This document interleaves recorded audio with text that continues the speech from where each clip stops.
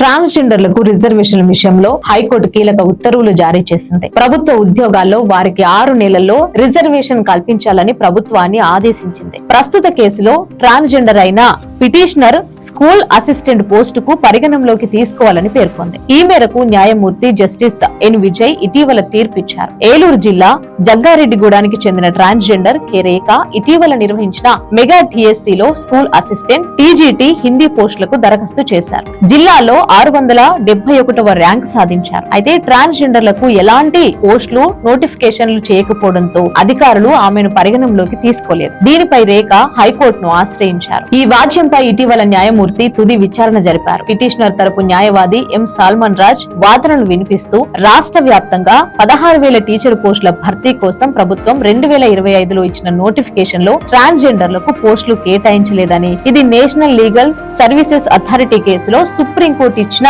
తీర్పుకి విరుద్ధమని పేర్కొన్నారు. ప్రభుత్వ న్యాయవాది గుర్రం రామచంద్రరావు వాదనలు వినిపిస్తూ ట్రాన్స్జెండర్లకు ప్రత్యేక రిజర్వేషన్ కల్పన ప్రభుత్వ విధానపరమైన నిర్ణయమని, అది లేనప్పుడు రిక్రూట్మెంట్ ను తప్పుపట్టడానికి వీల్లేదన్నారు. ఇక ఇరువైపులా వాదనను పరిగణనలోకి తీసుకున్న న్యాయమూర్తి ప్రభుత్వ ఉద్యోగాల్లో ట్రాన్స్జెండర్లకు 6 నెలల్లో రిజర్వేషన్ కల్పించాలని ప్రభుత్వాన్ని ఆదేశించారు. దేశంలో అత్యంత వెనుకబడిన వర్గాల్లో ట్రాన్స్జెండర్ల సమాజం ఒకటన్నారు. కేంద్రం ట్రాన్స్జెండర్ల హక్కుల పరిరక్షణ చట్టం 2019లో తీసుకొచ్చింది. అయినప్పటికీ విద్య, ఉద్యోగ అవకాశాల్లో రాష్ట్ర ప్రభుత్వాలు వారికి ఎలాంటి రిజర్వేషన్ కల్పించడం లేదు. వీరి అభ్యున్నతికి చర్యలు తీసుకోవాల్సిన బాధ్యత రాష్ట్ర ప్రభుత్వాలపై ఉంది. ఉద్యోగాల్లో వారికి అవకాశాల కల్పనకు